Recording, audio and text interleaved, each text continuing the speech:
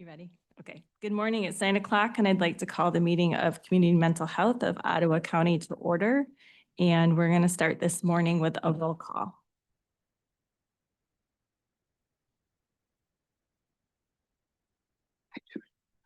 Roll call. Gonna do Kendra first.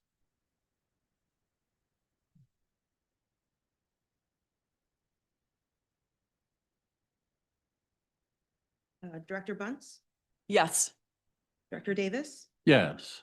Director Duff, Yes. Director Dritzma. Voting on. No, Are you- we're roll call. Roll call. Present. I know. Director Faulkner, Yes. Director Van Hoven, Yes. Director Vanderswag, Yes. and Director Wenzel. Yes. And Brody. I'm here. And Kendra, could you state where you are joining us from? Just your city, like what city are you joining us from? Is Kendra able to talk right now? Okay. Kendra, do you hear me?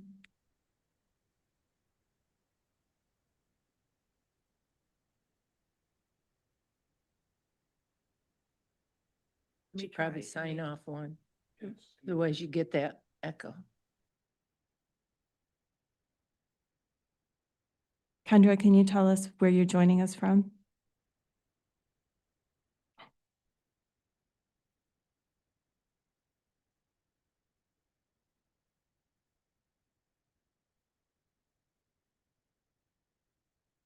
I think she's gotta accept it on her end to unmute. Kendra, can you unmute yourself? We could come back to this later too if we need to.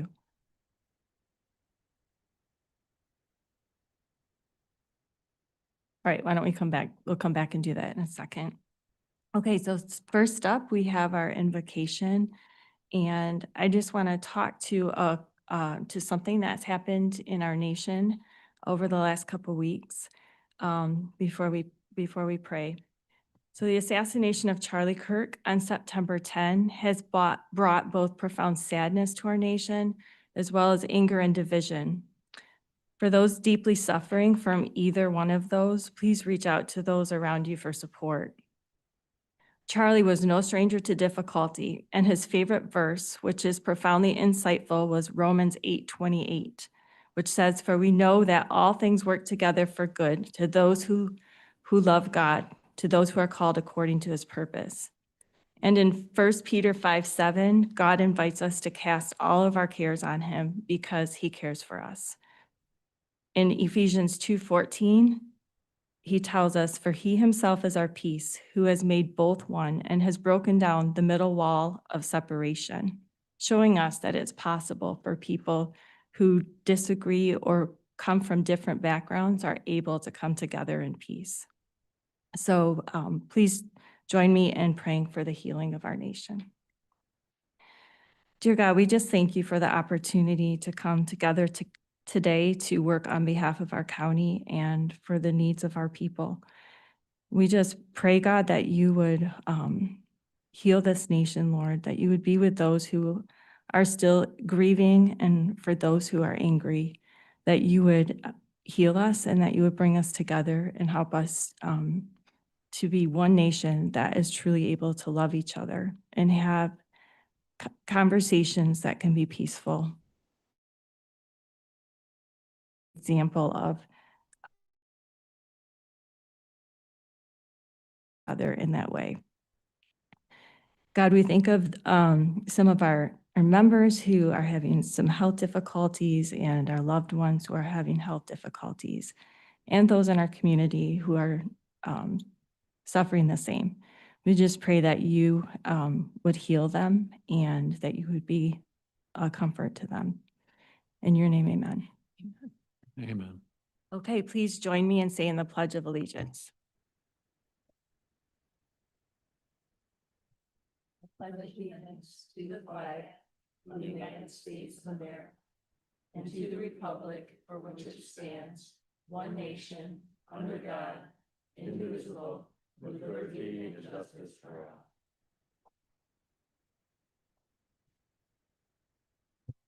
So we will now review our community mental health mission and vision statement. And our mission statement is community mental health of Ottawa County partners with people with mental illness, intellectual and developmental disabilities, and substance use disorders, and the broader community to improve lives and be a premier mental health agency in Michigan. Our vision is for community mental health of Ottawa County to strive to enhance the quality of life for all residents.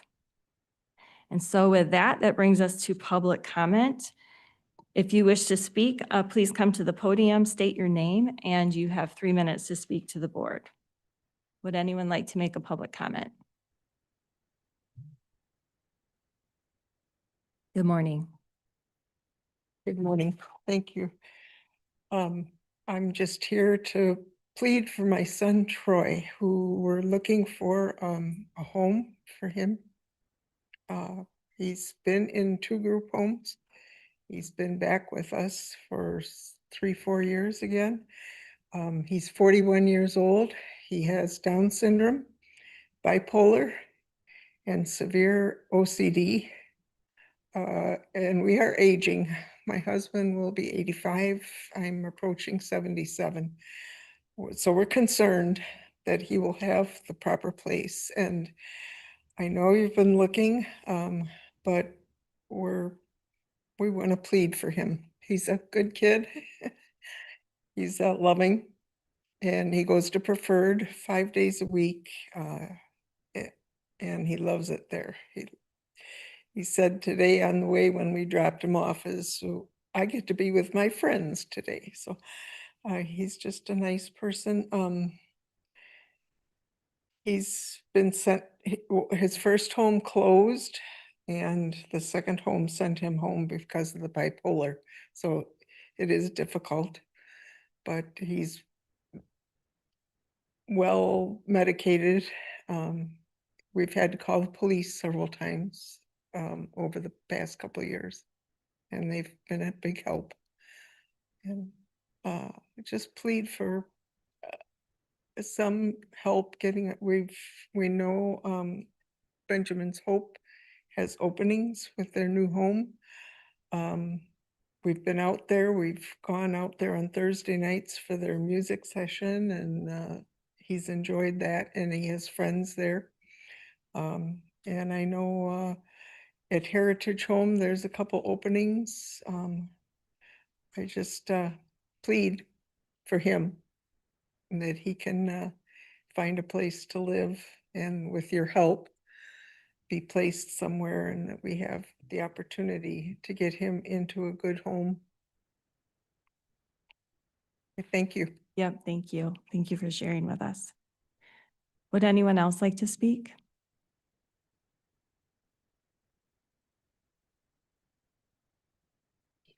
Barbara Lee Van Horsen, City of Grand Haven, and the Momentum Center. First, I'd like to remind you about our upcoming town hall on mental health and parenting, which will take place this Monday, September 29th at our Grand Haven location. These town halls are designed to bring together community members, providers, and people with lived experience for honest and inclusive conversations.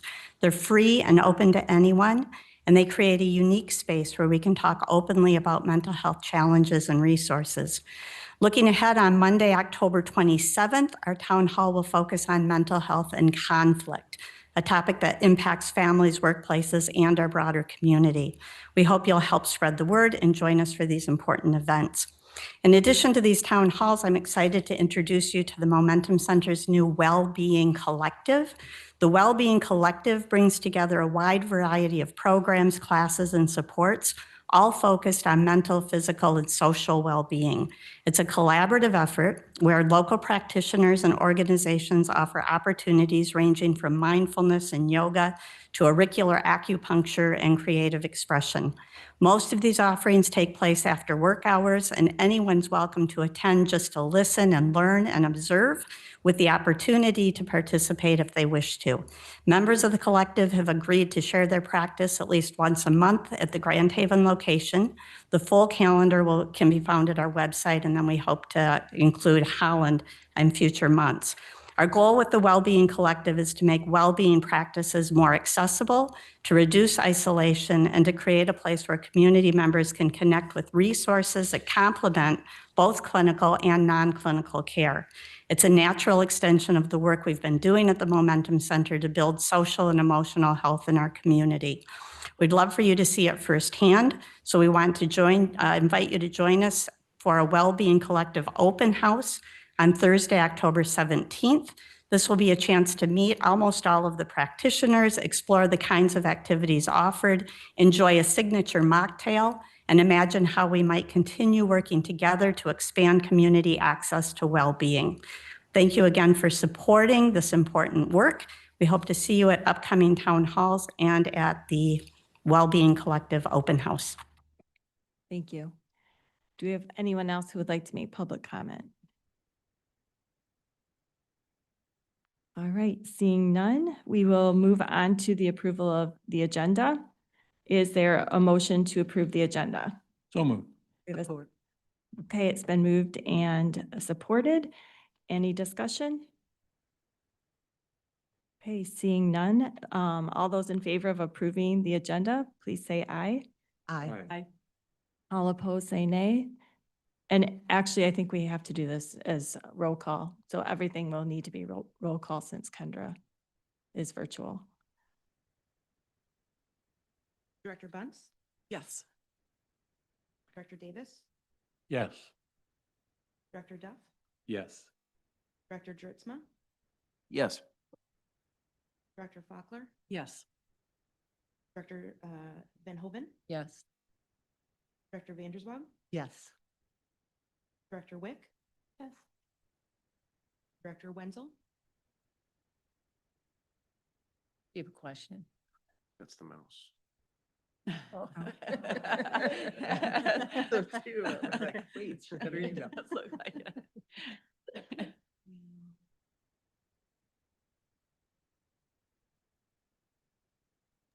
Yes. Kendra, are you muted? I'm not sure if you can I hear heard me. yes. Okay. We heard that. And Kendra, actually, before we move on, can you just state where you're joining us from? So we have that right now too. Hudsonville, Michigan. Thank you. There, maybe kick out the other Kendra? I'm assuming that's her and not another person named Kendra. Yeah. If it's another Kendra, please join back.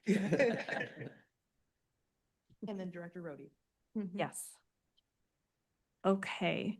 And next up, we have the Chief Executive Officer's report with Dr. Brashears. Sure, I can be. Several things this morning. Last night I had the honor of attending the Compassionate Heart Ministries Gala. Some of you also attended. It was an amazing evening of just friendship, joy. It was a great gala because it focused on the people that are served there and celebrating them and volunteers. They didn't have to have a huge speaker come and all those things. And Donna did a great job with the event. What struck me though, sitting there as the CMH director, is that there were over 5,000 contacts last year at the Compassionate, at Compassionate Heart Ministries. The host has Individuals removed me. going every day. 140 families, 40 new families last year attended Compassionate Heart Ministries. And we have clients that we serve, supports coordination, some services that go there. But what struck me is there's still a gap in the service array for folks that maybe don't have severe and persistent developmental disability or autism, but have mild to moderate. And as the state is, conceptualizing ways to change the mental health system and try to privatize it, I'm gonna keep my eye on the ball of what our community needs is more options, more community partners. And so when we kick off kind of our strategic planning, I'm waiting to see what the state does in October before I get us engaged in something, because it would change drastically. We're gonna have to once again, as a community, ask, what can we do as an organization for folks that don't have the most severe forms of any of the populations we serve? Mental illness, substance use, autism, developmental disability. It was amazing to see people come together last night, and it challenged me to think about how do we address some of these issues, the folks that we can't serve. And, we have a millage renewal coming up in August, and we're going to be kicking off stuff related to that. We have great community partners. You heard some this morning come up about things that they're doing in the community. So in my executive director's Did You Know series, the next couple of discussions is not going to be about the PHP restructuring thing. I've done it 6 times now with over 3 hours of video if you really want to know about it. But it's really highlighting our community partners and how we partner with them. So the community and the board will be sending out kind of like a list of how we're going to do it. It's like community mental health distinctives in our partnership will be the focus. And we're going to look about how our community really wraps around everybody with needs. So it was a humbling experience last night. It was a wonderful time. Later today, I get to drive to the University of Michigan, where the 4th annual Be Better Invitational is being done. And Be Better is an organization in Holland, Michigan, that assists families and athletes understanding mental health, mental wellness, and getting them the services. I was part of that organization and still have interactions with them and a part of their mission. And it's free for anybody in the community. The Be Better Invitation has University of Michigan, Purdue University, Hope, and Calvin all get together for a swim meet. So it's nice for our local colleges in Ottawa County to swim against the big boys and girls in Division I. And they actually hold their own every year, but that's going to be on national TV on the Big Ten Network today. And it's good to have another community partner that wraps around CMH to assist families and have been really working hard and spreading the education related to athletes and mental wellness and health. So if you're 3 o'clock today, if you put on the Big Ten Network, you might see me throwing out t-shirts, but it's really to help spread mental health awareness for athletes. But it's pretty cool that our Hope College and Calvin get to be part of that. We've done 4 of these events, and it's in memory of Ian Miskelly, who was a U of M swimmer, Holland Christian kid, that, that due to mental health lost his life, and spreading awareness about that. We have an awesome responsibility at community mental health. And I will tell you, the PHP restructuring, the state's plan to, I don't know if it's privatization really, it is in a way, but restructuring is still moving forward. There is a series of legal challenges that have been put in place by the community mental health system. One is an injunction to stop the procurement or the restructuring of who manages the Medicaid process altogether. And there's a hearing on October 9th. And since there's not going to be a government shutdown, it looks like, because they're looking like they're going to pass a budget at the state, that can move forward. If the judge rules in favor of the CMH system and this injunction, then it prevents the state from moving forward with their application process or procurement process until a lawsuit that's been filed has been decided. If the injunction does not work, then the procurement process will go forward. Applications for bidders to bid in these new mega regions will go forward. And that timeline would have the entire process wrapped up by February, the end of February. There's a lot of different viewpoints about it. Just to remind the community and the board, if you go to the CMH website, the Did You Know series, we had Alan Bolter from the CMH Board Association join me last time in going through the myths and facts about the restructuring. That's taking a lot of energy to figure out what's going on, but we're also keeping our eye on the ball here at Ottawa CMH because we have a job to do. And regardless of what happens in this kind of big procurement process, CMH will be in existence. We will be here. Our role may change. To be determined. I have a saying, if you're not going to keep the 10 current regions that manages, go to 0. There's no legal requirement to have any PHP. We could go to 0 PHPs. If you really want to save administrative overhead, go to 0 and have the state do the role of the PHP that they did from 1969 all the way to 1999. So there's a lot going on with that. I'm going to highlight, we had the Lakeshore Regional Entity Board meeting last Wednesday. They also had their public hearing on the budget. The 2026 numbers for the budget are still in flux like they are every year. We're not expecting a projected Medicaid decrease or money decrease from the region unless the number of our Medicaid eligibles go down. And that's always the case every month, every year that we have. But I know that Bob Davis was there. He's our representative from our board on the LRE, and I thought I'd let Bob, if he doesn't mind, make a couple of comments about how the meeting went and some of the challenges that we're dealing with. Sure. I appreciate being on the board, thanks to Sylvia once again. And that's the last time I'll say it. It's been an interesting adventure. We've had a couple of meetings. In our recent finance meeting at CMH, some information emerged that 2 of the members of the LRE, Kent County Network 180 and West Michigan Mental Health, had passed resolutions to join with Beacon Health Systems to do a procurement by themselves, which frankly, I think presented a conflict of interest given that they're a member of the LRE entity. Mm-hmm. So if you have 2 joining and 3 that are left out, okay, you're actually working against the LRE entity. Now, a resolution is just a resolution, right?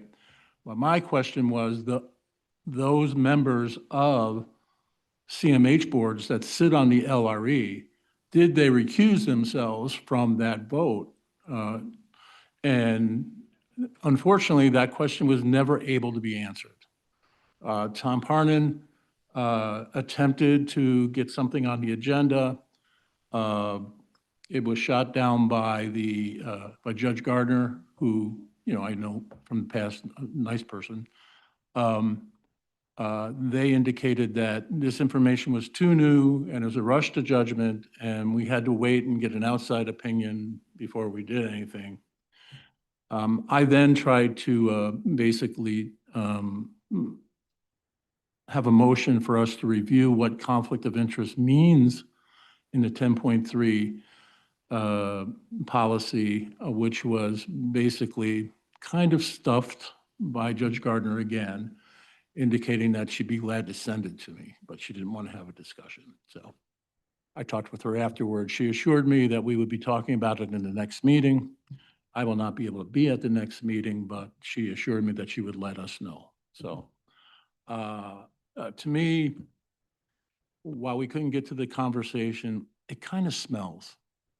It kind of smells, So, and that's about as strong as language that I'll use because we have to work with these folks in the long run. And I don't think any of them have ill intent. I think they're trying to survive in some way. So, Yeah, so, specifically, can you form another entity to replace the current regional entity you have while you're still a member? And so that was the Right. potential conflict. And so, as a county department for Ottawa County, I will not be signing any resolution that commits the county to things that we're not actually sure is going to happen. So Ottawa County will not be signing on in any resolution to join a potentially new network to manage the system. We are a founding member of the Lakeshore Regional Entity. There's actually language in our bylaws about not going against the best interests of the region. Other boards have a right to do whatever they're going to do, CMH boards, but I'm just informing this board that in consultation with our corporate counsel, the acting administrator and staff, here in Ottawa County, we're going to assume that the current structure is going to be in place. I always plan for contingencies, but I will not be asking you to sign a resolution to join a potential new regional entity if we don't even know if it's going to happen. So my position is if you don't keep the 10 you have now, go to 0. I might even play that 80 song, Saved by Zero, every time I play it. But we need a strong local, community, county-based public mental health system. And that's the only thing that I'll be recommending here to this board. But I appreciated your attempt at the regional entity meeting to at least get the notion of a conflict of interest discussed. I'm sure it will be in the future. The LRE staff remain very strong, even though every day they're hearing how their jobs are going to be lost starting next year. They remain strong and a strong partner with us. It's been impressive to see their morale during this difficult time. I just want to jump in and say thank you, Bob, because this is exactly why we needed someone from the board on the LRE and asking those tough questions and raising those very legitimate points, because that happens a lot. Yeah, I appreciate at that. these regional entities. So Yep. thank you for. Pretty clear to me that someone being on this board is going to be really important to stay. on the Hugely board. important. So, and I'm glad it's you. Thank you. Yeah. Thank you. I'd like to also report, I sent out glad it's you. Yeah. I know the feeling, Bob. I also sent out this week that we received notice that Amy, our finance manager, is moving on to a different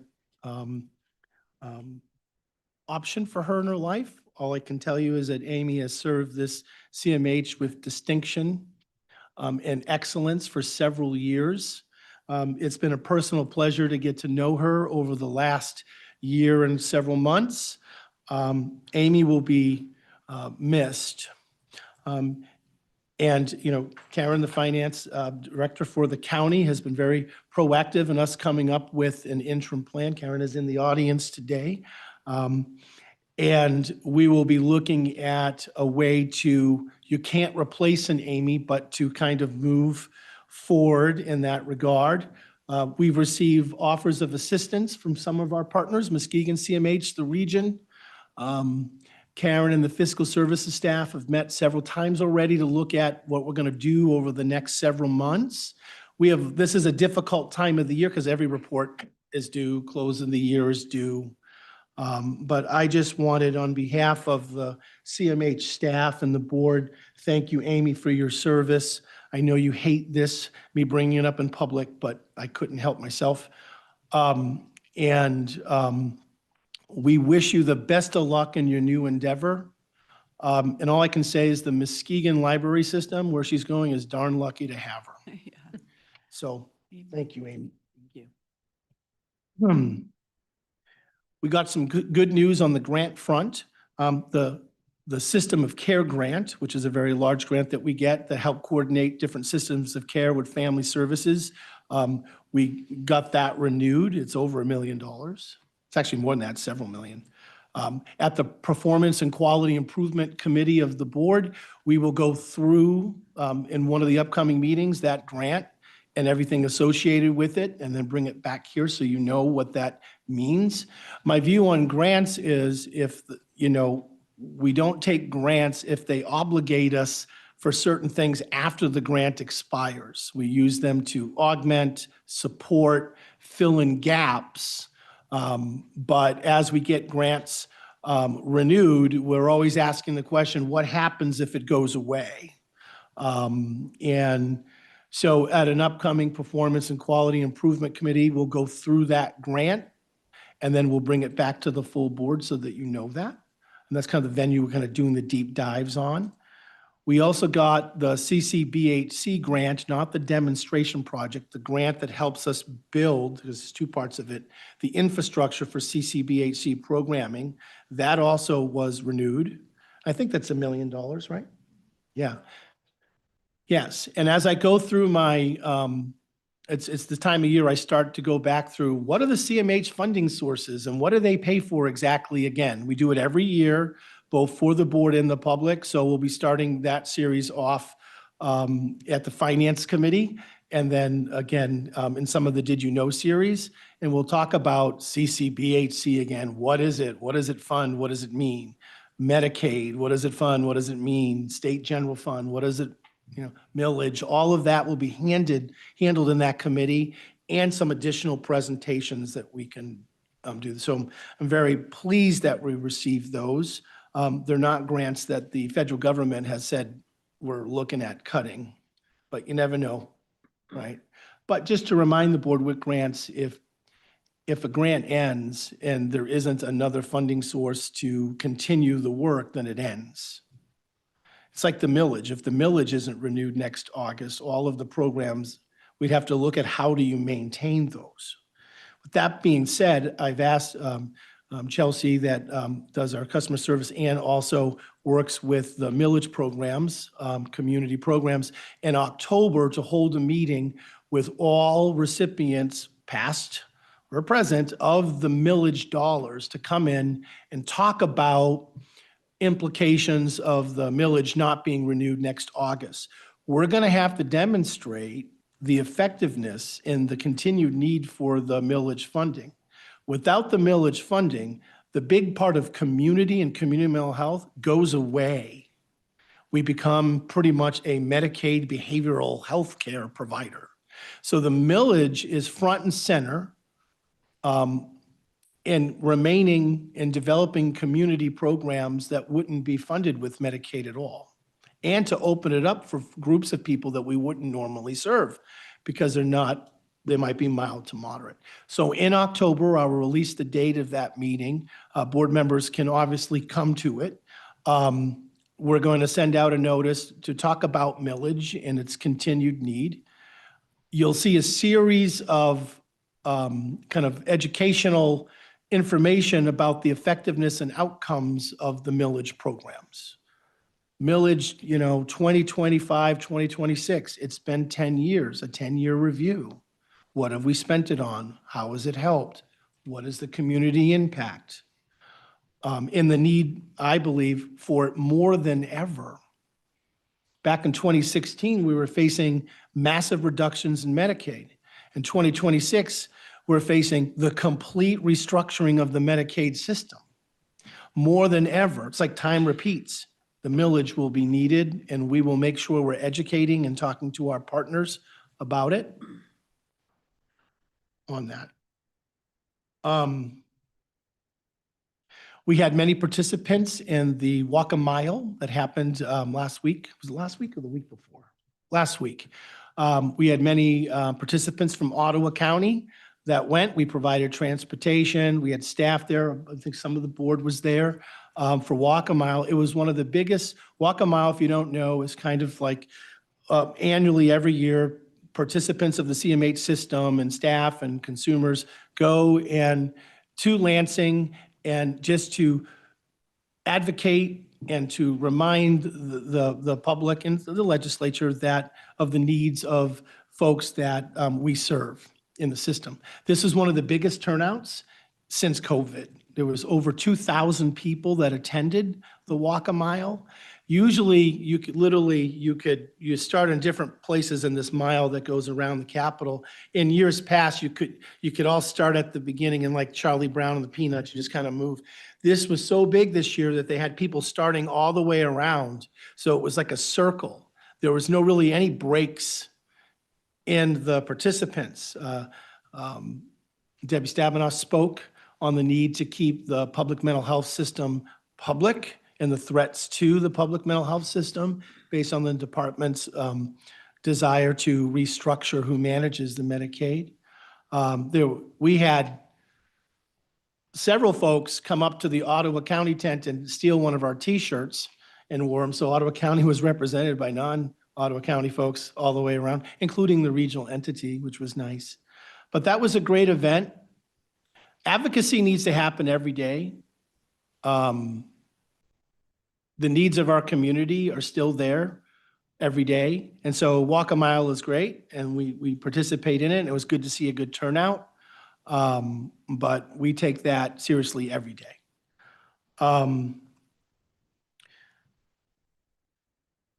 I have some other things I was going to update, but it's actually an agenda item later in the agenda, so I will conclude my report at this time. All right, thank you. And I just want to say on behalf of the board, Amy, thank you for your service. We really appreciate all your work, and we know it's not an easy job, so thank you for doing it. That's probably a gross understatement. Right. But, okay, moving on to consent items. We have 4 items under our consent resolutions. We have a suggested motion to approve by consent the following items.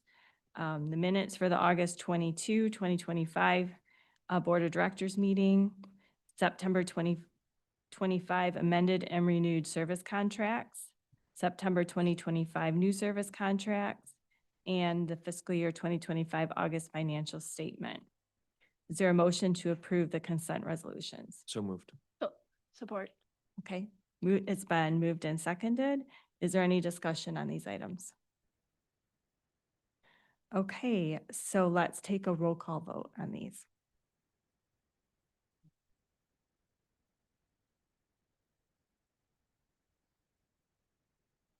Director Duff?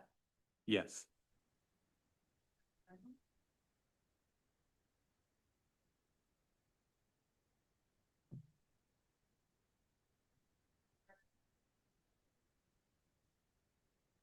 Kendra. Yes, I can't hear her, unfortunately. Oh, yeah, she doesn't have a mic. Sorry about that. Director Faulkner? Yes. Director Vanderswag? Yes.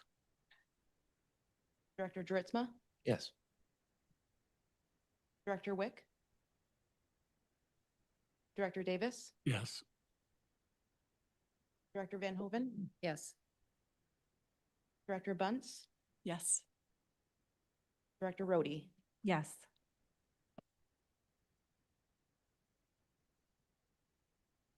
Okay, so those items passed.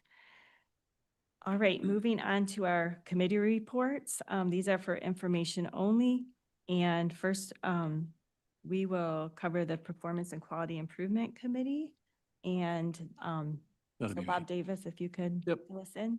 Yep. So we've had our second meeting, and we're starting to kind of define our scope, and we're moving in a good direction. For those of you who want to see those meetings, there is a link in the packet, so you can see any of those meetings publicly. In the last meeting, we particularly talked about the access and crisis utilization going on. I know Michael and staff are particularly looking at, with the closing of Robert Brown, whether any of those kinds of other providers are being affected by that. And they're keeping a good close eye on that. We are doing a review of our 4 social recreation programs, and Chelsea Clark did a really nice presentation in terms of looking at some of the social factors and improvements in social life that some of these folks in the program are having. And we're going to be doing that quarterly. So we're going to be looking at data-based decisions as we move forward. And we also got a CCBHC bonus payment that was talked about, which was very nice, and an additional redetermination, I think, bump on that as well. So that was really good. But for me, the highlight of the meeting was really a presentation on dialectical behavioral therapy, otherwise known as DBT, by the staff. And for those of you who don't know, this is an incredibly challenging population to work with, but this work is evidence-based and is being done incredibly well here in Ottawa County. It really is being done incredibly well in Ottawa County. I was very impressed with the presentation, and it's an indication of the kind of quality of people we have in working in our CMH system. These folks are doing an incredible job. So I appreciate that, and look forward for us having more meetings and seeing how things go. Does anybody want to add anything to that from the committee? Okay, good. All right, thank you. And then also, Vonnie, if you'd like to share anything from the Finance Committee? Sure. Thank you, Sylvia. We met on Monday and had a couple of presentations. The first one was looking at the LARA checks and the provider licenses. And then second, looking at the level of care. I know we talked about this already multiple times, and I think in the last report that I gave to all of you, we had looked at a beginning process for that. I think Dr. Brashears and the staff are refining it more, specifically for those who have the most challenging types of needs. And so that was reviewed, and at this time, Dr. Brashears is working to finalize it, and meeting with the provider group coming up soon, and more input. Those people generally need a lot of support and care. And if you reviewed the amendments that were presented, you probably saw a range of support that would support the people we are calling at this time the enhanced health and safety, with enhanced health and safety issues. Sometimes they need one-on-one for part of the day. Sometimes they need more than that. Sometimes it's an incredible amount of support that's needed. So it's just a way to try to really support the providers in giving a range. And then we reviewed the contracts. Those start with your attachment B, I believe. And we had 4 amended and 4 renewal.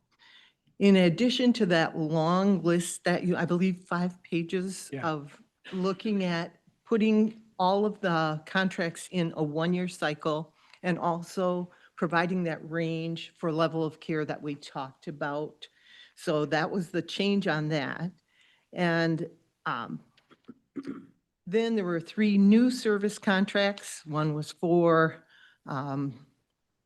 online training, and another was for an additional contracted speech and language therapist. And the third one was looking at having a qualified person to chair the behavior review committee.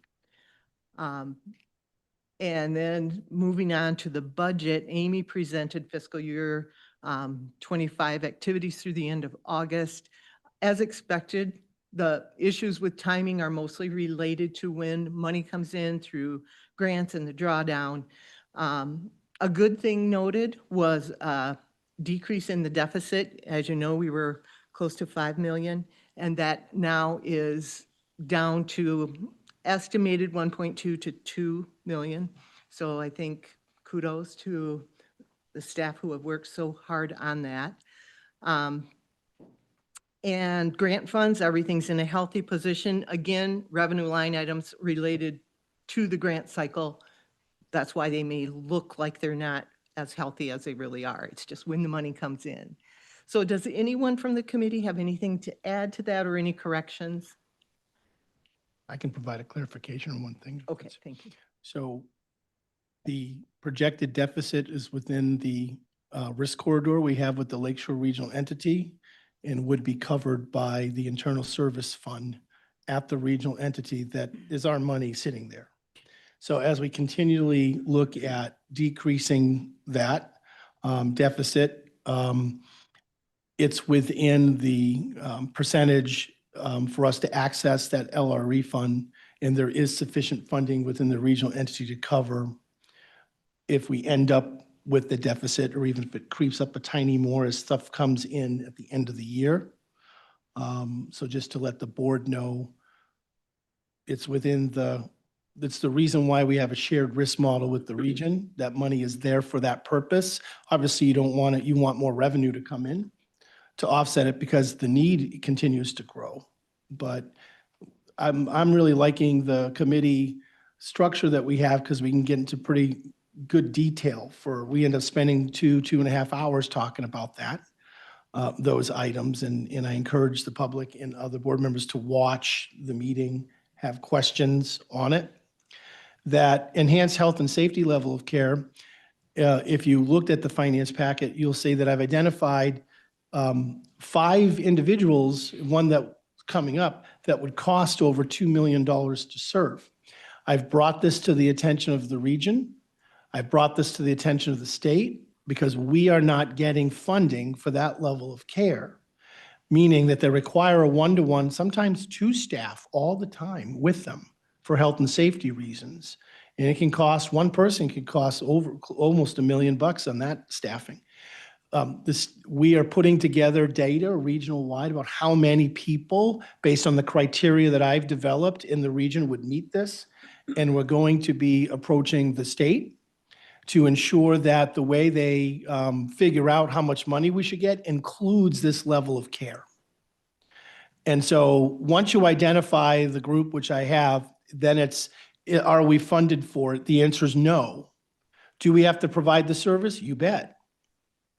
And so I continually or aggressively looking at how our revenue is generated and finding ways to demonstrate through data and statistics and cost what is needed for our community. So that's why there was a refinement on the residential level of care system to include a new category called enhanced health and safety, where the average cost per day starts usually over $700 a day. And so it's been good that we've taken a year to look at the study. We've gone through it before at the board, and it's giving me a good way to determine the best way to advocate and ensure that we get the resources we needed so that we're not having a deficit due to a lack of revenue. So just to remind the whole committee that if you kind of watch that video, there's some nuance in there, but that's really the key change was the emergence after a year looking at data of this group, that it was never in the conceptualization of community mental health to have to fund continuous 1-to-1 care, staff member or person within arm's length, around the clock, sometimes 2-on-1. And there are a couple of clients in Detroit are on 3-on-1, 3 staff people. Okay, we don't have institutions, and I'm not saying bring them back, but sooner or later you say, how much of the restriction of freedom of movement does somebody have if they have 2 people with them all the time? And what are we doing as a system? I believe in community integration, but we have to fund it. So when you go back through that, that's the nuance that's being talked about in the committee. Yeah, they got good questions for me, I'll tell you. We're going through it pretty in depth, but I thought I'd add a little bit more context because it was a very large topic at the committee meeting. Yeah, I also think it's a very, very important topic, and I really admire our willingness to take this on. I think it speaks to community mental health. These folks, if we didn't take them on, they will be incarcerated. And they will not get any help. They'll be isolated in incarceration. Mm-hmm. We're abandoning them if we allow that to happen, unfortunately. Yeah, I really appreciate it too. And, like I brought up at that meeting, I think it's also incredibly important that we ensure that we have the staffing at the levels that is needed, or we're, putting other clients at risk of their safety as well. And so, it's really important that we do this, but I appreciate your advocacy and kicking it up to higher levels. And it makes me almost wonder if they shouldn't, look at, instead of just including this in county funding, but should they actually have separate funding for individuals who need it? Because you could have one very small county who ends up with 2 individuals and it would completely blow the budget. So, so I appreciate you looking at it on a, more minute, close basis so we can figure it out. There anything else on that? Oh, okay. So next up, we have a presentation on from the Adult Mental Illness Department with Keith Morley.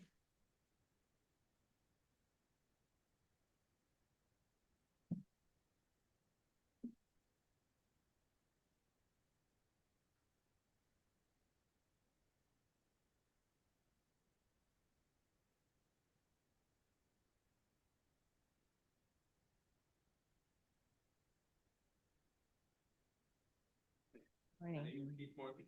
And I am the Director of Services for Mentally Ill Adults. And what I'm going to do is I'm going to go through all the programs that I supervise and share a little bit about them. And then if there are questions, I'll do my very best to answer them. A little bit about my experience. I've been with CMH for 15 and a half years, and I've worked on the crisis team. I've worked in the access center. I helped to implement substance use services into CMH in 2014. And then I was the supervisor of the ACT team for 9 years. And I've been in this position for a whopping 4 months. So who do we serve? We serve all adults with severe and persistent mental illness in Ottawa County. That is defined as, an adult is defined as someone aged 18 and older. I believe that the oldest person that we serve at this point is in their upper 70s, and we do have multiple 18-year-olds that the teams are providing services for. Our 2 main locations are offices in Holland and Grand Haven, and there are some services being provided out of Hudsonville as well to give the East County folks access to face-to-face services. So this is a chart of the different levels of care that we provide. There is contractual outpatient, which we would consider our lowest level of care, and that's for folks that mostly just need therapy, and there is medication or psychiatric services provided as well. Our multidisciplinary teams are the next highest level of care, and they are for folks that need more than just therapy and psychiatric services. Often that includes case management, some CLS services, and utilizing our Pathways to Better Health workers as well. Assertive community treatment is our highest level of outpatient care for mentally ill adults. And we could describe that as a wraparound services for those folks that are struggling to remain in the community due to their mental illness. And that team provides all the care that they can to make sure that folks are functioning in the community and remain independent as possible. Clubhouse is a psychosocial rehabilitation for folks in the community, and I can get into more about that in a little bit. And then Senior Reach is one of our millage funded programs, and that is a program that anybody can access if they are 55 and older. And again, I'll be able to talk a little bit more about it in a minute. So this is our outpatient level of care. We do have multiple providers in the community that are giving these services to our adults. We have Bethany Christian, Arbor Circle, Second Story Counseling, and while City on the Hill does not have a contract in place yet, we are working on that. And then they will be another provider. And then CMH also has some contractual outpatient providers that are in-house as well. Those services are generally, like I said, therapy. All psychiatric services are provided by Community Mental Health. And I guess the way I would describe it is it's the traditional idea of going in to see a therapist, going in to see a doctor, and being able to talk through that. And then generally they're seeing anywhere between 2 and 4 weeks. So these are the folks that maybe might be struggling with something. They needed some help. They reached out for help, which is important. And we're working to get them back on their feet. The next level of care is our multidisciplinary teams. These teams are located in Grand Haven and Holland, and they provide the same services that the outpatient contractual folks do, except that they can also add case management, CLS, and then the pathways to better health workers as well.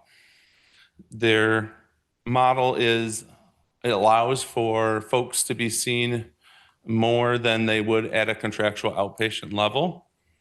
And then also they are the teams that run 2 of our evidence-based practices that we use. They run the DBT groups, and starting in January, there's going to be an FPE group run. And FPE is Family Psycho Ed. It's a group that is actually nationwide, and it brings together families of those with a severe and persistent mental illness. One of their family members has that, and it brings them together to build support among the community and the families so that they feel that they are supported by maybe more than just CMH. And it's been a really good group, and we're getting it up and running again. We have 5 clinicians that have gone through the training, and so they are working together to get that group started.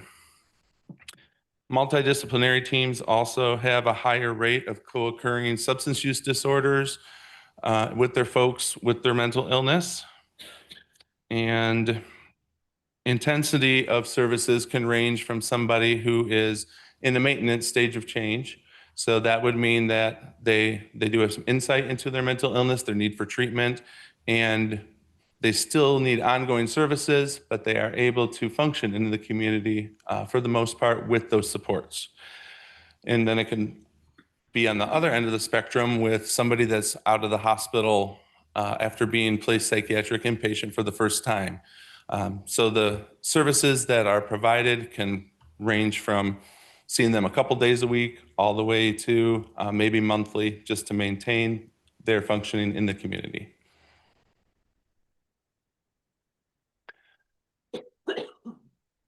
ACT is something I'm quite familiar with, so I will try not to wax too poetic on this. Our ACT team is also an integrated dual disorder treatment team, which means that they are trained in providing services for those who are co-occurring with substance use disorders. Both ACT and the integrated dual disorder treatment are evidence-based practices. And so they do have to keep up on making sure that they are meeting the guidelines for those. It is the most intensive level of outpatient care, and about 85% of the clients that ACT serve have a co-occurring substance use disorder. ACT staff go out into the community to meet the folks that they serve there. They will do everything from take somebody grocery shopping to a PCP appointment to court appointments, with the idea that, again, we want them to be independent in the community as much as possible, have their own housing, and remain outside of a psychiatric hospital, outside of jail.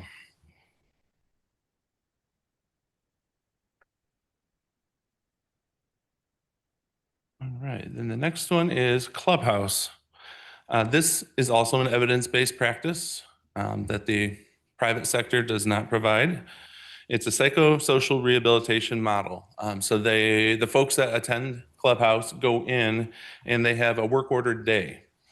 So that means that they'll go in and they'll find out what their assignment is for that day. And that all works within the program that they are completing at that time. For instance, if somebody is working to get a job, there are staff that will go out with them and will support them in getting that job. Other folks will stay at the clubhouse all day, and maybe their job that day would be to work in the kitchen and to help get a meal together for everyone. So in talking with folks that go to Clubhouse, it's provided a lot of meaningful activities for those folks. And everyone that I've talked to actually looks forward to going to Clubhouse every day. The last program that we'll talk about is Senior Reach. And I lied earlier, it's for folks age 60 and above, not 55. And what this program is it's caring for the older folks in our community. It is funded by millage, and it has already served this year it's had 123 referrals, which is already more than last year for the whole fiscal year. What they do is that they'll get referrals often from doctors' offices, but also from family members and from other community organizations that our seniors might access or come in contact with. And they will reach out to CMH, to the Senior Reach team, and they will do an assessment to see what they need. So it could be something as simple as connecting them with some sort of agency that will help them get the medical equipment that they need. Or it could be somebody that maybe their bills, they can't make their bills. So their job is to make sure that they are connecting seniors with whatever they need. They also do have a therapist who does provide some short-term therapy for folks. They do not, at this point, have any psychiatric services, but they will work with their PCP to make sure that they are getting the service that they need as far as medications. This program has been just amazing because before this started, there was really nowhere for the seniors to receive any sort of coordination of service. So I do have some numbers. So when it started in 2022, for the whole year, there were 101 referrals. 2023 had 155. 2024 had 112. So far in 2025, they've had 123 from January 1 to last Friday. So other than 2023, they've already surpassed referrals. And we still have 3 months to go. So it's been, it's great to see. And we're trying to make sure that Senior Reach staff do have the support they need as well. This is something that we talked about in the PQI group and when we presented on DBT. And this is just showing a list of the evidence-based practices that all the MI adult treatment teams can use. So we have DBT, they have both group and individual therapy. Cognitive behavioral therapy or treatment is used by all the teams. Motivational interviewing, again, is used by all the teams. We do have 2 clinicians that are trained in EMDR, and that is a therapy that is used for folks that are dealing with trauma. Like I said about FPE, or Family Psychoeducation Group, that will be starting up in January, and already identified are 7 families. So we're looking forward to getting that started. Starting on 10/1, Pathways to Better Health, the community health workers are going to be embedded in the treatment teams. So this is a change from before they're kind of floating around just helping where they could. But as time went on, it was realized that they really are providing a service for the folks on the team and that there needed to be better communication. So by embedding them in the teams, it allows for better care overall. And then also ACT is a evidence-based practice, and we are looking always for new evidence-based practices to add. And as we discussed in the PQI committee, there are a lot of things that CMH staff have to do to make sure that they are providing the correct service using these evidence-based practices through audits. The state does help us make sure that we are keeping up on the best practices and that we are executing these evidence-based practices correctly. For discharge criteria from MI services, we like when people meet their goals. So that's what we're aiming for. They can also, so they can meet their goals and be discharged from the agency if they don't have any more mental health needs. Or they can meet goals and move to a lower level of care. That is, again, one thing that CMHs do have to do. They have to make sure that we are providing the least restrictive level of care to someone. So if someone no longer needs ACT services, then they could go down to MDT services so that they can continue to be more independent, but receive the services that they need. Some folks no longer want to receive services, so they will be discharged. If somebody is sent to an institutional setting, such as a state hospital or a jail, then they would be discharged and turned over to services in those settings. And unfortunately, there are some folks that never start services or leave the area. But with everybody that wants to discharge or does discharge, we make sure that each person is connected with the PCP before they leave. That way, if they are on medications, that ensures continuity of care. We make sure that every person is aware of these services in the community and offer mental health providers that they could access. If someone is moving to another county, we will make sure that they are connected with their CMH in that county. So no client is left without some connection of some sort. Funding sources. Medicaid, Medicare, some private insurance, CCBHC, a Pathways to Better Health grant, millage, and general fund. Most folks have Medicaid, and we do work very hard to make sure that they maintain their benefits, as this is important not only for the client, but for CMH to continue to be able to fund the services that they provide. And here are some stats. These are as of last Friday. So currently, there is 810 folks that are open to some sort of service that the MI adult staff provide.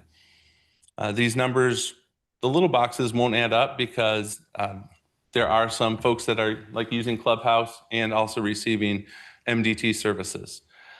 But I got to say, I am proud of this number, and Senior Reach is probably the quickest growing team at this point, just with the referrals that are coming in.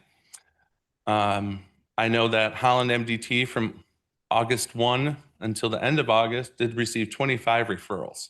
So they're definitely coming in, and the teams are doing their very best to make sure that they are providing service for everyone. All right, I think that's actually all that I have. Are there any questions? Do you have any questions? Oh, what? Comment. Okay, go ahead. I really appreciate the work. I mean, I really do. It's inspiring to see it. And the fact that it's being done within the context of evidence-based treatment is even more impressive. So thank you very much. Thank you. Keith, that question for you. Is there a cap on, like, for ACT, for example, like how many persons can be accepted into that program or that you can serve at any given time? Yes, there is a cap that the state defines. It is 10 clients per clinician. So a clinician is defined either as somebody that is degreed, so either a MSW or an LBSW, and then a 5-to-1 ratio for someone like a recovery coach and a peer support. So with the team composition at this point, they could have up to 60 folks. Do we ever reach that cap? We have in the past. The team is bigger than it had been before. So in recent years, I can say, no, we have not reached that cap. I was just wondering what would happen if we reached that cap and somebody met the criteria. So that it is a rolling average as well, Mhm. as defined by the state. So let's say that they had 60 and then somebody else was referred. As long as they stay under that cap in the next 12 months, then it is within the state guidelines. Okay, all right. Thank you. Mhm. Just to add some more to that, with ACT, it's a CMH distinctive. Michigan has more ACT teams than any other state in the country. It's a very specific evidence-based practice for folks that have poor treatment compliance, that need you to go out to get them. And I know I could justify creating a whole nother one. Yep. So it's because the reality of the situation is the array of services that you saw today in this kind of general overview. And remember, at the PQI committee, we do a deeper dive in the specific things. Here it's general. The private sector doesn't have to use evidence-based practices if they don't want to. We have to. And it can make our cost of care a little bit more expensive because of the quality and the training that's needed to use evidence-based practice in our model. So if CMH wasn't providing the services under the Medicaid program, or were told they couldn't, these would not be replicated out there in the private sector. They're not using multidisciplinary teams and outpatient. It's just go see your therapist and then go see the doctor when you can. These are models of care that are CMH distinctives that need to be protected, and they do an amazing job in that division. They have the most people coming in and out besides autism. So I appreciate the work that you're doing. I have a couple questions. So one is just kind of a general question that I've wondered about. So if somebody has health insurance and they're not on Medicaid, but for instance, they have a fairly high level of care that they can't get through their private carrier, is that something that CMH steps into, or is that not available to those individuals? You want me to tackle that? Yeah. We try to be funding source blind when it comes to our original access and determination of care, but we are required to be the payer of last resort. So unfortunately, this is the case where people have more severe forms of mental illness and are on private insurances, and they have to try their network first. But if we had a lot more state general fund, we could expand that out. But the Medicaid rules are pretty clear that we have to be the funder of last resort with that. So unfortunately, some folks we can't serve on private insurance. What can happen is their needs are so great that they lose their job, they lose their insurance, and they come here, right? Which is unfortunate. Just start here. Just give us the funding, we'll serve everybody. The private sector does the best it can, but it's not equipped for folks that have poor insight into mental illness, poor treatment compliance, have any dealings with the law. If someone can't just show up to a private office and sit in a private room, it's very difficult to serve them. So the answer is kinda, but we try to help the best way we can with the provider network that we have. But I wish that we had the ability to serve anybody that needed high-quality, evidence-based practice for severe and persistent mentally ill. We are, the CMH system, the gold standard for that. Having worked in the private system, the system is also set up to not cover certain diagnoses for treatment. And so we're not able to, the insurance company won't pay for it. Yeah. So then these folks get stuck in the chasm here. Yeah. And they almost, like Michael says, they almost have to have some catastrophic thing happen in their life in order to then qualify for CMH services. Yeah. And in regards to evidence-based treatment, we do some in the private sector, but we stole it from CMH. They're the genesis of all this stuff. So anyway. Yeah, no, that's helpful to know, and it sounds like another reason to advocate for the state Mhm. for funding, so, Mhm. okay. And then also, I don't think, was that presentation provided to us in a digital form, or was it? Okay, I just might not have seen it, so, okay. I just wanted to make sure, We'll 'cause double check. yes, it's very possible I didn't see it, but I just want to make sure we have access to it because it's good to see it a few times. So, okay. Can I I just don't- ask one quick question? Yeah. Keith, at the City on a Hill, is that through their, the health clinic there, or do you have a presence right there yourself? Is it through the health clinic? Okay, thanks. It was one of the millage programs we funded with that one-time funding Okay. too. And we're developed an outpatient contract with them as well for the traditional Medicaid services in that. And so one of the strategies with millage last year was to stand up potential partners to move to a different funding source after a year. City on the Hill, Mosaic Counseling is a strong partner of ours, same idea. And so that we can expand outpatient contracts with them or even CCBHC funding in the future. So we stood up some of these programs intentionally last year for outpatient therapy and care to help build a network that if we didn't have millage, we couldn't have done. We would have been prohibited by the Medicaid rules unless they become a Medicaid. So we're trying to reach as many people as we can and not be so dependent if you have a Medicaid card. Cool, thank you. Okay. And I see it was an attachment, so just missed that. Okay. Next, we're on to new business, and we have the establishment of the CMHOC parent and or guardian. Yeah, so I haven't even told my own staff about this, so this is be news to everybody. So starting in October, I'm forming a parent guardian forum that will meet every other month, date and time to be determined, that'll allow parents, guardians, family members of people we serve, or just general community to come and be updated on various issues by me personally, and for me to listen to any specific concerns or strengths or things we can improve or things that are going well. This is different than we have a parent advisory group that's targeting certain issues like self-determination and things like this.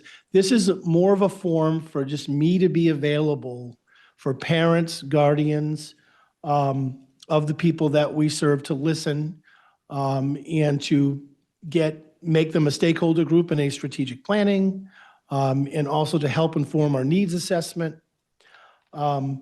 We will have the ability, once we get the location and stuff set up, to have them recorded.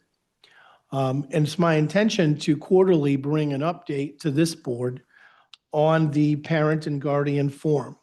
So I'm still working out the details. I'm going to have a parent and or guardian, once we meet, to help co-chair this with me. But it's an opportunity to talk directly to me and to make sure that the chief executive officer is getting the feedback. We do a lot. Did you know series, community education. We have my customer service staff does a lot of popcorn and learns, but one of the things I want to make sure happens is a place where I can hear directly from parents and guardians of the people we serve. We also have the Consumer Advisory Council as well, group that's working with consumers, our clients as well, in the same way. But I wanted to formalize that, more to come to the board. I finalized the role and scope of the committees. I'm going to send it to the executive committee. It took a while to do it because when I started doing it, it was like 5 pages of stuff, so I had to condense it down. So I'm just going to let the public know, more to come on that, so that the board meetings is not the only place that they can come and public comment, or anybody that we serve to get a message across and feedback to me. So as that develops, I'll send information out. It will be held every other month.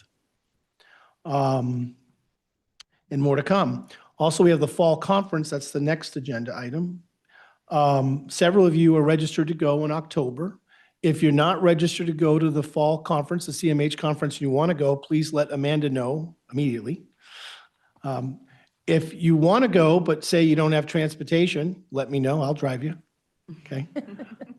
You'll have to listen to rock 80s music on the way, but in terms of the agenda for the Board Association, there's a whole thing called Board Works. So if you're a board member going to that Board Association meeting, there are specific sessions that you can go to specifically designed for board member education, and they even have like a certificate process. And I encourage you, I know that, I think it was Beth or it was Kendra, so I'm like, which one should we go to? I would go to the ones marked Board Works.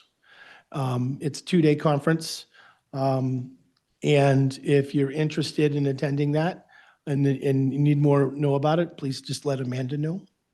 Hey, Michael, can I say something? Yeah. The board work, I'm not sure that they're doing those in person anymore. Those all might be video or virtual, so they may not be at Oh, the conference. Never mind. Yeah, so they may have changed that. Yeah, then I'll pick the ones I want you to go to. I'll let you know. I'll say, Donna, go to this one. But you can still do Yeah. that certification through the board association. Yeah, you can do that online now. We have links to that. You know, it just gives you a good overview. The conferences this October will be interesting because it'll be right in the middle of what's going to happen with the system. So, What day? do you remember the dates? October 27, 28. We signed up a few weeks ago and some of the classes were already full and closed. Well, Or let you. that's just done for planning, but trust me, the day you can go to anyone you want. Perfect. They don't kick you out the door. Hope we did sign for something and change our mind that. Yeah, you can just put anything you want and go to anything you want. Believe me. Okay. Yeah. And so Robin, if you want to go, you know, and we can get people to and from and those types of things too. So But you gotta listen to 80s music. that's right. Listen to 60s. Okay. Well, I'm not talking the hair bands. I'm talking rock and roll. So they were kind of information only new business, but Okay, next up, we have general information, comments, and meetings attended. Anyone has anything they would like to share? Yeah, I had the opportunity to meet at the Visit Benjamin's Hope and was welcomed with a real positive vibe from some of the folks there and the staff. I experienced a lot of joy at the culture there. And having been in residential treatment programs before, it's a really, really great culture. There's really a lot of joy in the culture. And I also had the opportunity to spend some time in discussion with Krista and their COO, Tom LMS, in regards to some of the challenges and some of the successes they've had. And it was very informative and I really appreciated it. So thank you, Krista. And finally, I'd also like to thank Amy for her excellent work here. Having been a member of a number of boards, finance sometimes is a little bit of a challenge for me to translate. But Amy, you've always done a really good job just making it real for me. So thank you very much. I appreciate it. Anyone else? Yeah, I did attend the Walk a Mile in My Shoes. I just wanted to share that. So Michael had brought that up. But I think it's very informative and it's a very important thing that we do each year to be able to bring that to the forefront, the needs of the behavioral health needs within the state of Michigan.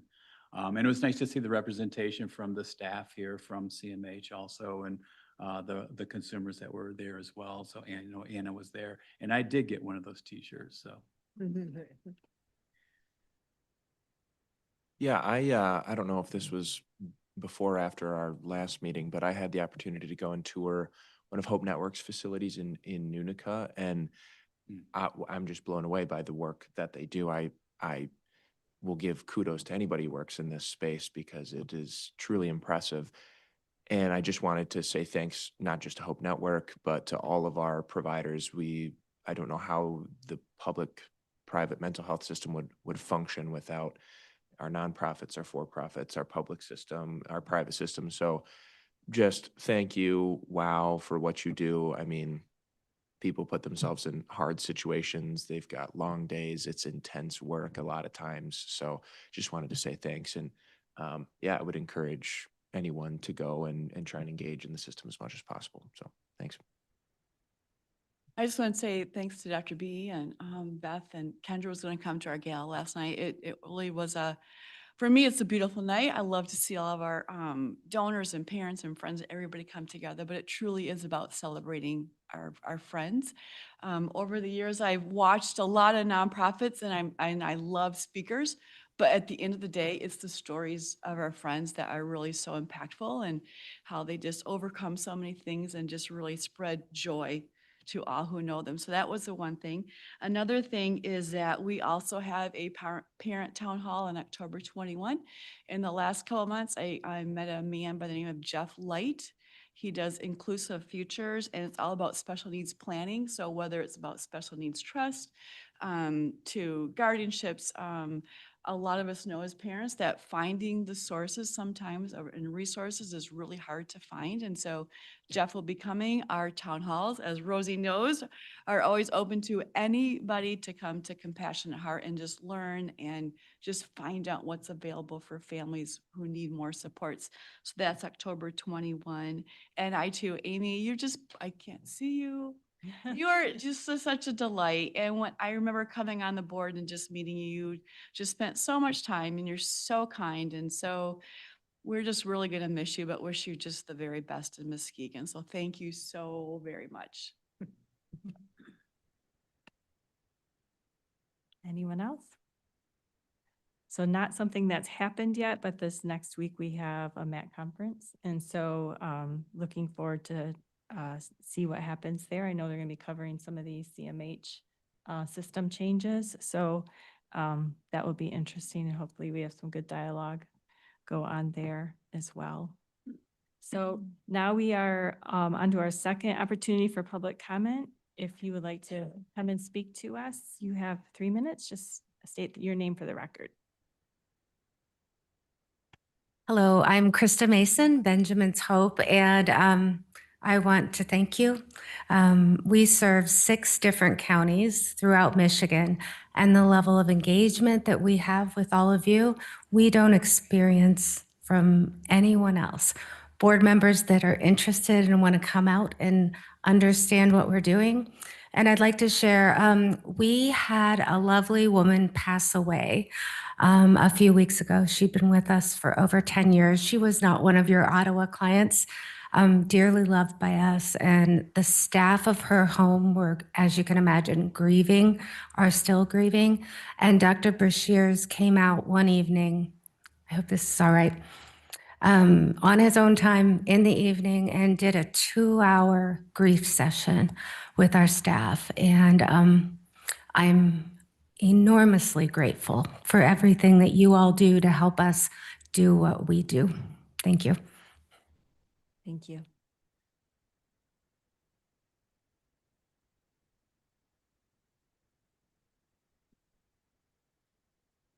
Good morning. Karen Karasinski, Fiscal Services Director. I wanted to take an opportunity to introduce myself for those of you who have not met me. I also wanted to take this opportunity as well to thank Amy. I would like to, she has worked for the county for, I think, 9 years. And so, and then as well with CMH for, I think, 4 years. So, and so dedicated and has made an impact, and we will definitely miss her. But also take a moment to assure you that she has a great team. There's a great team at CMH. And so we're setting up a plan, trying to set up a plan at this rough time to make sure everything's covered. And also a great team here to support what your needs are. And I think you know Nick, and so is the assistant financial manager. You might see a little more of him. There's also Myra Ocasio, which is the Assistant Fiscal Services Director. You may see her or me on occasion, or you might see, who knows, a few more of us. We'll introduce ourselves as we come along. To make a comment about an earlier conversation you were having, I also wanted to mention that the interim county administrator and I did meet with Senator Heisinger and we did pass along the current deficit that you were facing because he had had some pull in getting a supplemental in the prior year. He was interested in talking about that for this year. So we had shared that information again. And so I think he was indicating that that might be something that he would be working towards again. So we're sharing that information as we get that. So just looking for that advocacy for you at the state level as well. So just wanted to share that because based on your earlier discussion. So yeah, just wanted to reach out and let you know. I know I've met some of you from previous boards but just wanted to let you put a face to a name. Thank you. All right, do you have anybody else?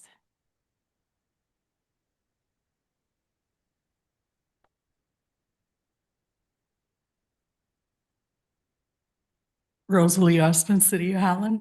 So I'm wondering if LRE can like send us the email packet for when they're having a meeting, put us on Zoom too, so we can participate, because I see no comment, no public representation there, and things are changing fast, but we're unaware. And all these consumer advisory panel, like that's been going on for years, but I don't know anybody who goes there. I was kind of distracted in looking at LRE packet, and so then you're gonna make the parent guardian forum. So is that gonna be different from, I don't even know what we are, the South D PAS committee? We were meeting monthly, but it kind of seems we fell off the charts there. Are we gonna resume? Are we gonna still exist? Where do we stand? And we do need more public parent participation. But if they don't get the information, which even their website's hard to navigate, the LRE, that you can't even see the meeting minutes. But CMH in our county has improved on transparency, that you can just touch and review and record and watch. And yeah, thank you. Thank you. Are there any other public comments? All right, are we all set online then too? Okay. Okay. So we will call this meeting adjourned. And why don't we take like a 5-minute break and we'll come back and start our recipient rights meeting.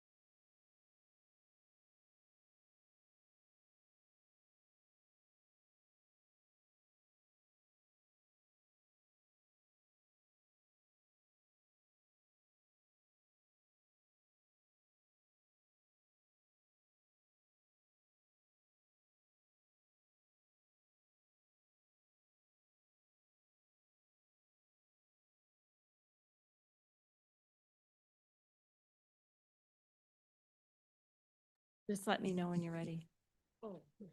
Ready.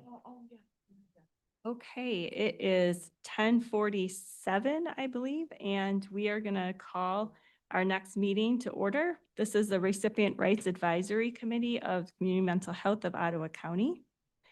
And the first thing on our agenda, or second thing, is to approve the agenda.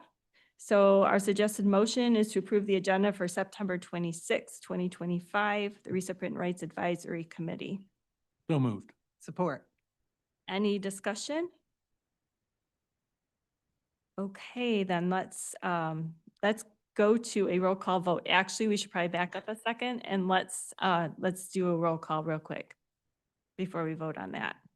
And we have Kendra joining. Roll call for attendance? Yes, Okay. we have Kendra joining us online, so. Director Wenzel? Yes. Director Butt? And Kendra, could you tell us where you're joining us from today? Hudsonville, Michigan. Thank you. Director Bunce? Yes. Director Faulkner? Oh, she left. Director Wick? Yes. Director Van Hoven? Yes. Director Vanderswag? Yes. Director Duff? Yes. Director Savage? Nope. Director Dritsma? Nope, he's gone too. Director Davis? Yes. Director Rhodey? Yes. Okay, and then, so that was roll call. So now we're gonna go back and we're gonna vote to approve the agenda. Okay. Director Wick? Director Duff? Yes. Director Bunce? Yes. Director Van Hoven? Yes. Director Wenzel? Yes. Director Vanderswag? Yes. Director Davis? Yes. Director Rhodey? Yes. So next up, we have the approval of our minutes from March 28 of 2025. And our suggested motion is to approve the minutes for the March 28, 2025 Recipient Rights Advisory Committee. So moved. Support. Okay, so it's been moved and supported. Do we have any discussion? Seeing none, why don't we take another roll call vote on that? Director Van Hoven? Yes. Director Duff? Yes. Director Wick? Yes. Director Davis? Yes. Director Vanderswag? Yes. Director Wenzel? Yes. Director Bunce? Yes. And Director Rhodey? Yes. So next up, we have public comment. And is there anyone here who would like to make a public comment? All right, seeing none, we will move on to new business. And we have with us the Director of Recipient Rights, and she's going to give us a report. Thank you, Right. Anna. Yeah, good morning. A little bit of a longer report because I did not present in July. I actually requested a reprieve from that month because I went to go visit my daughter in Florida. So thank you for that. We are just legally, according to our contract, according to the mental health code, required to meet at least 2 times throughout the year. So we meet at least 3, usually 4 times. So we definitely meet and or exceed that expectation.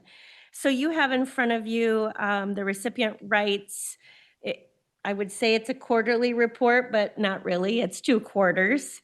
It covers March through August of this year. So most of it covers the investigations or complaints that were received by the Office of Recipient Rights. And then it also includes the complaints that were maybe a no code out of my jurisdiction and or closed in that respective month. So kind of starts out slow in March and April with 3 and then 2 complaints that were received, 5 being closed in March and 2 in April. And then things start to pick up a little bit. May, I received 9 complaints. I closed out 3. Then in June, opened 3, closed 7. July, opened 6, closed 6. August opened 9 again, closed 7. Current, as of today, I have 16 open complaints. So they're coming in. And I remember last year in September, a great deal of complaints came in again last year in September of 2024. So I don't know what the rhyme or reason is, but it is what it is. And we get them, and I get them done. So you'll see, you know, the majority of the complaints that I open are coming from residential providers. I mean, that's one of our bigger contracts with a lot of individuals, a lot of plans that need to be followed related to supervision, maybe health and safety related to you know, mental health services suited to condition, making sure people are receiving the services that they receive. We have a lot of staff working a lot of hours, so some dignity and respect you'll see on here. You know, maybe someone's just pulled 4 doubles in a row and their fuse got a little short that day. Well, it gets reported and they take that substantiated dignity and respect, and we do training, we do verbal coaching, maybe there's a written reprimand, possibly an employment termination, definitely some suspensions, you know, happen as a result of these rights complaints. So one thing to focus on the March through August, I have 90 days to complete an investigation. So you do not want to see anything that says 91. You will see, I think there is a 90 on here, but the majority of them are less than that. You know, some 87, 88s, but I have been really trying to get them done at least within 60 days. Sometimes 90 days with 16 open complaints is going to probably be the status quo, but you know, if it's an easy open shut kind of case, I'd kind of like to just resolve that sooner rather than later. So that is the rights activity for complaints. Incident reports are still coming in. I review every single incident report that comes into our agency. That is different than a complaint. An incident report is documenting unusual things that happen while a staff intern volunteer is working with a member of mental health services. It could be anything from harm to self, harm to others, use of physical management, somebody required hospitalization, emergency medical treatment, arrests, convictions, significant medication errors, that kind of thing. So all the incident reports you'll see, you know, ranging from just shy of 200 up to 270 incident reports a month. I always in class, I encourage individuals to document on incident reports. If it's not documented, it didn't happen. If it's not on an incident report, please make sure it's in a progress note, a shift note, something. So if someone has a complaint, say later on, it's documented somewhere. And so I offer to go out to different providers and do some education and support around writing incident reports. We have some providers who are really good at writing incident reports. We have some that, you know, write an incident report and say staff 1, staff 2, staff 3, resident 1, 2, and 3. And I'm like, I don't know who any of these people are. You have to be more specific. And, you know, don't tell me what you think should happen. Be very detail oriented and capture the event like I was sitting there. I can read it and say, oh, I absolutely understand this incident. We do some follow-up if we don't understand, and sometimes those unusual incidents result in a recipient rights complaint. You know, they might use a term where I grabbed this person. Well, that sounds pretty aggressive. It sounds a little bit on the abuse side, right? So I'm going to look into that and make sure, what did that grab look like? Was it just a physical assist, you know, to redirect somebody? Did you really grab them and yank them, you know, in a direction that you preferred them to go? So incident reports are definitely useful. They're also used to generate what we call, or the state calls, a critical incident report that I submit to our IT department monthly. Meetings, going to plenty of meetings. I'm not sure I capture every single one on here, but I think 6 is pretty good. Not all of them are monthly, but some of them are monthly. I can think of one on here, like we had a cow meeting yesterday. It's a contract meeting. I did not put that meeting on here. Maybe I need to look back at my calendar. But it's also a good meeting. It's a good opportunity to talk about, you know, some of our providers, and if I have any rights, historical information, or I'm seeing any trends at any of our providers, I can share that at that particular meeting too. So that is that section. And then I am in full swing of doing recipient rights site reviews.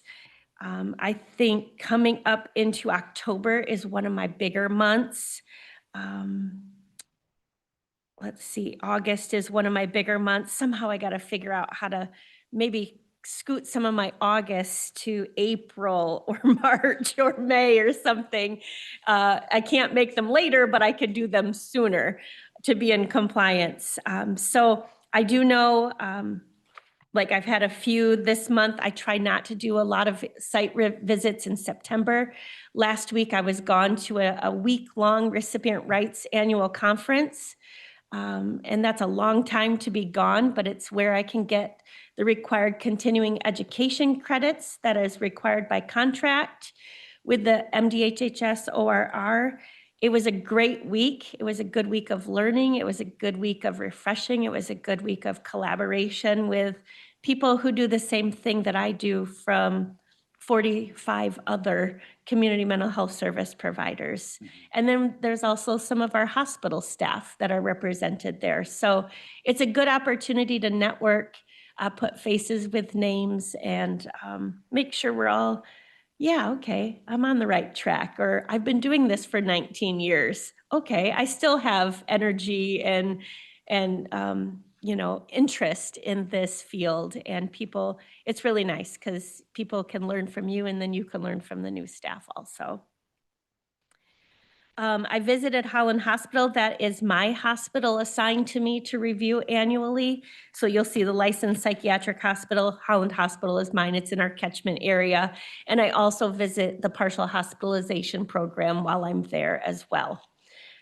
So I figure I have probably around, I don't know, I just added a few to my list that I need to add to my list later when I go back to the office, some outpatient mental health providers.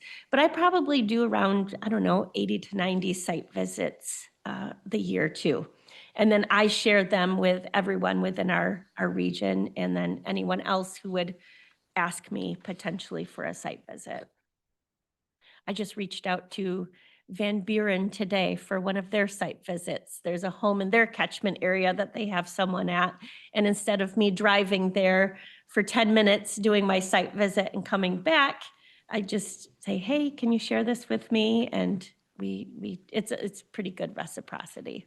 Is that 80, Amy, I don't know why I said that, Brianna, is that 80 to 90 unique visits, or like you might go someplace 3 times? Is it unique visits? It is unique. So I might go there 3 or 4 times depending on their complaint history, but I go there, I guess if I have a complaint and I have a site visit coming up, I'll do them both at the same time. But yes, I mean, it's, you know, some of these providers, there aren't a lot of complaints that get generated, especially some of our family residential homes, right? So it's nice to go out there. It's nice to kind of keep that connection and make sure that they know we're a team. And if they have any questions, concerns, they're frustrated, or, you know, just stuck on something, that they have people to reach out to. Just a lot. 80 to 90 is a lot of visits. It is. Yeah.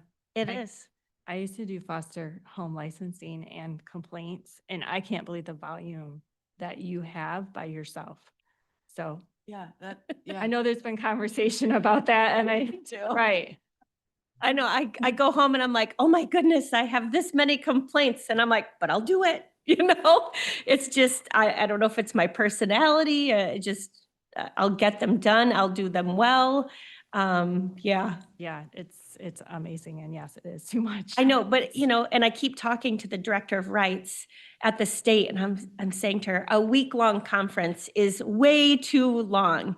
And I think there isn't one other conference, the director's conference doesn't go for 4 whole days. But I have to go on Monday because it's usually far away, right? Yeah. And so she's absolutely in support and said, yeah, this is way too long. So I know they have a contract with Crystal Mountain next year. And then after that, she said, we're shortening it. Because I came back to 6 complaints on Monday, Yeah. and that's just a long time to be gone. Yeah. And I responded to certain things while I was gone, but some things just had to wait, so. Yeah. And I'm sure every other rights office is in that same boat. Yeah. Yeah, I know it's interesting. I talked to some of my colleagues from across the state, like another county. They have 10 rights officers. They have a middle supervisor. Then they have a rights director. Then they have a director over that. Then they have people who do their training. And then they have people who do their site visits. So I said, so what do you 10 rights officers do? And they're like, just investigations. I said, well, how many complaints do you get a year? 400.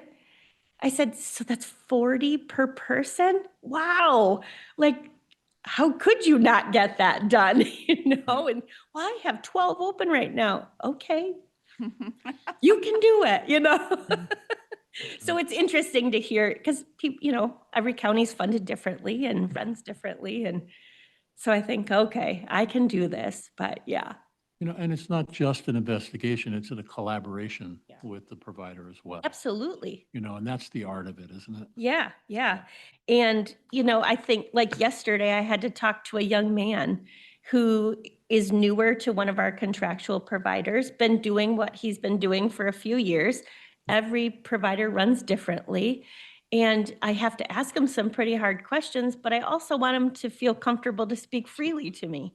And so, supporting him and all of that stuff, in addition to gaining the information you need is a real art. So Absolutely. yeah, Thank you for all that. yeah, you're welcome.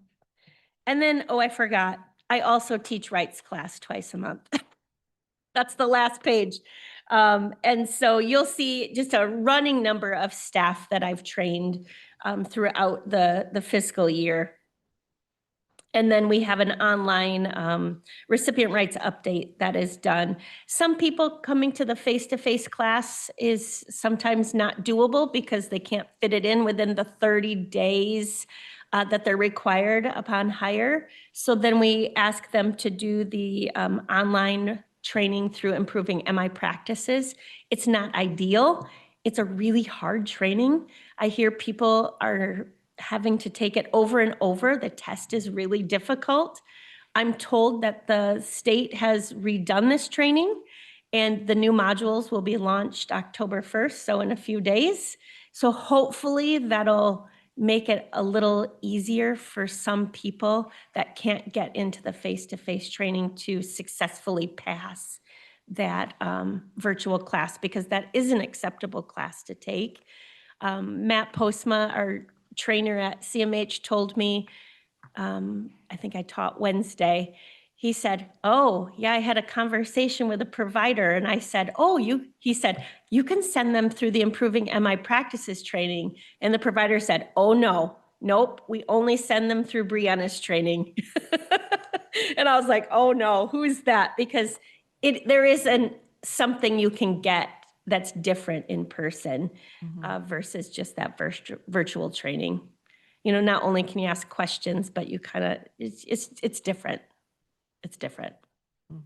It's just like if you were doing a CPR license, from my experience, having it, because I had it, it's easier in person than online, because in person you can see that they're doing it right. Then online, it's like guessing. Yeah. Mostly. Yep. And I'm an in-person person myself, so I'm a visual person.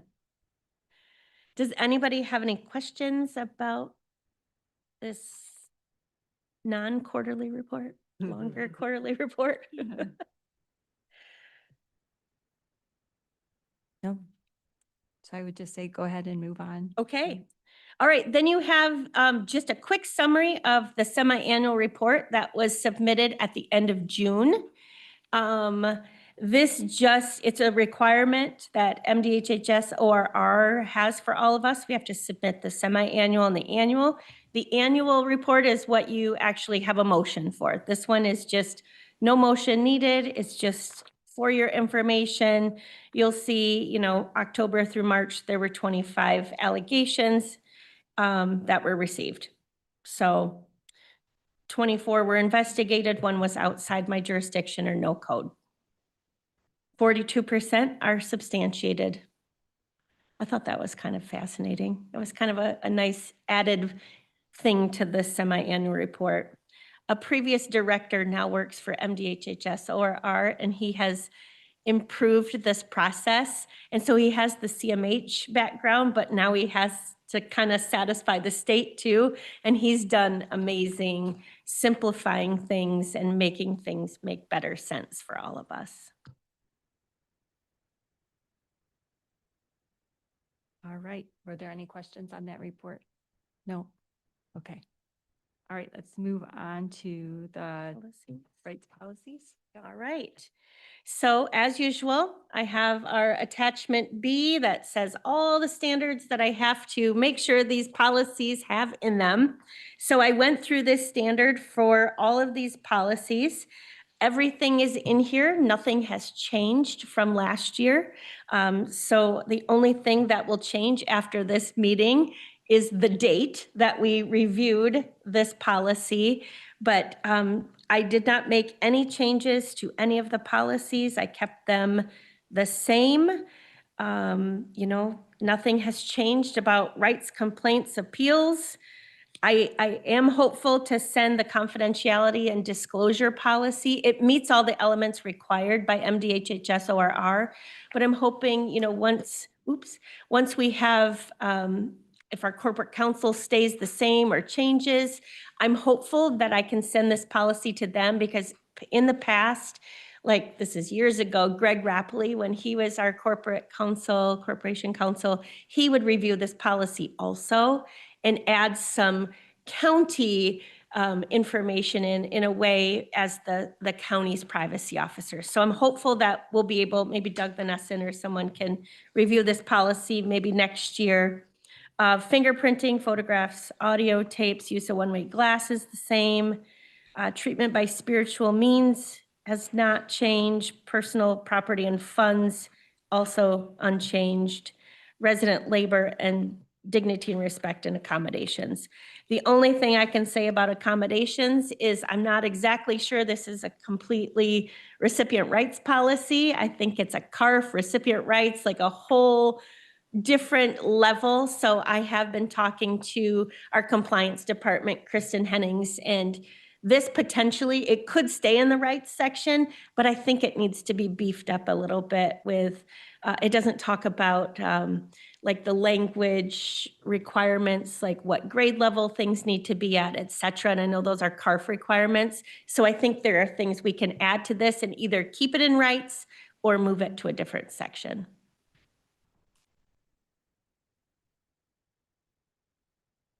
Okay, do you have any questions on those policies?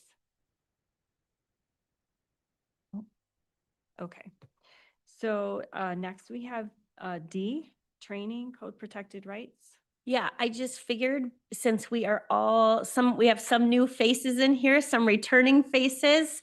I just thought I would just put this together and Amanda can send it out. I just sent it to her yesterday. I was trying to decide what we should just quickly go over, but I just wanted you to see what a code protected right is. I know you see it on my quarterly reports. Amanda, if you can go to the next slide for me. So what is a right? A right is something that's defined by law that a person is entitled to have, to do, or to receive. So rights are different than privileges. So, the Michigan Mental Health Code says everyone needs to be free from abuse, neglect, be treated with dignity and respect, be free from restraint and seclusion. safe, sanitary, humane treatment environments, confidentiality, access to mail, telephone visitors, not to be fingerprinted, photographed without consent, et cetera. You know, the mental health code is old, so our smartphones are not really captured in that. Laptops, Wi-Fi is not captured in the Michigan Mental Health Code. That's not a code protected right. All of our Ring doorbells, all of that kind of stuff, right? So the basic things are what's in the law and what can I investigate, okay? I have jurisdiction over community mental health staff. I have jurisdiction over any of staff who are employed by our contractual providers. And then that also extends to interns and volunteers.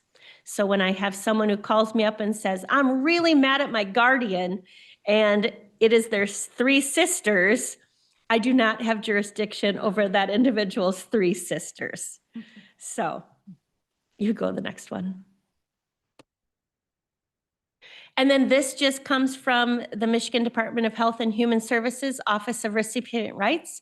These are all the recipient rights code categories taken from the Michigan Mental Health Code. So just wanted you to see what the variations could be. I use the codes like the 7221s for reporting on the semi-annual report and the annual report. So, and it's really easy. So if you went to Chapter 7 of the Michigan Mental Health Code, you could add a 1 in front of 1722, take off the last number. And so you could go to 330.1722, and that would take you to the abuse and neglect section. So it's kind of cool. Same thing for dignity and respect, like my code is 7084. If you put a 1 in front of it, go to 1708. Number 4 relates to dignity and respect. So it goes hand in hand with the codes. And then the next page is just another page 2 of all the code protected rights in the Michigan Mental Health Code. Okay, do we have any questions on that? No? Right, did you have anything else that you wanted to I share? don't, but if anybody has any questions at any time, feel free to reach out. I'm always there. All right, and we, I'm okay for a few more minutes. So we talked about something briefly while you stepped out for a second. That's okay. So I'm actually going to bring it up under the next item, old business, and that is the fact that her job is incredibly, what shall I say? She does a lot. Demanding. Demanding, yes. It's amazing that one person is doing it. We got in the budget 2026 to add. Okay. All right, that's what I was wondering. So, great.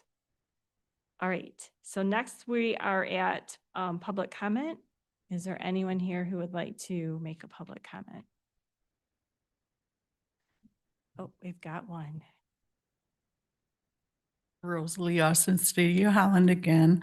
I gotta say, improving my practices is worthwhile, and self-determination people pass the online virtual testing. And even though it's different, people need to know that that is available. It's 2 hours shorter. You can start and stop. It's available 24/7, which makes it more easily accessible. And training is important, and to have choices in the trainings and what's more easily available versus 4 hours twice a month to schedule in. And it's just, and I want to get back to how the state wants to make changes with recipient rights too, and that I think that would be great to expand the committee from just the board and the board and the board being the appeals committee, the recipient rights committee, so that other people eyes on, the more eyes on these complaints and incidents, the better.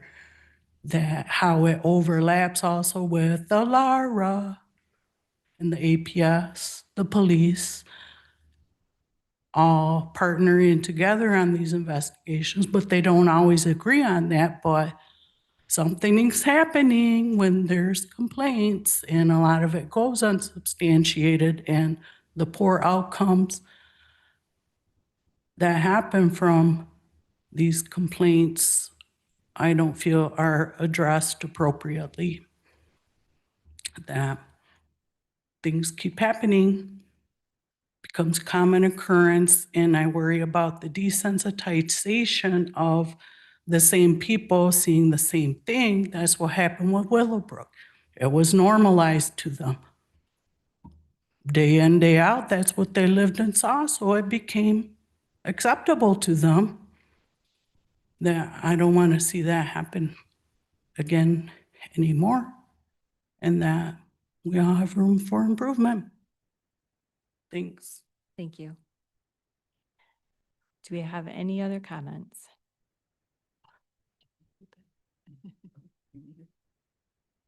Plain incident reports routed. Who receives a copy of the report? Does the involved person receive a copy of the report? Investigation. Okay, I so can't we, read that. So complaints and incident reports are different. Incident reports are routed to me, the supports coordinator, residential services. It could be routed to the behavioral clinician, a nurse, anybody who's part of that treatment team. Some are routed via fax, some are dropped off. It just depends on how the provider likes to do that. Complaint forms or copies of incident reports, I don't believe are given to individuals or family members. But if somebody, I've had a couple requests for incident reports. We do not provide copies of incident reports, but I literally get the incident report and I type a summary of the date, the time, and what was written on there. Just for confidentiality purposes, I have to make sure there are not any other client names, recipient names on there. So that's why we do it that way. And then if a complaint is made about, I'm guessing about someone, that person the complaint is about does not get a copy of the investigative report. The law requires the recipient, the complainant, and the parent or guardian, a parent if it's a minor, guardian of a minor, and then guardian of an adult would get the copy of that, and the responsible mental health agency. all right, thank you, Brianna. Yeah. And just for the record, we don't typically answer questions in the middle of public comment, just so, you know, just for going forward, but okay. And I think that I don't see any other public comments. Okay. So with that, we'll call this meeting adjourned. Thank you.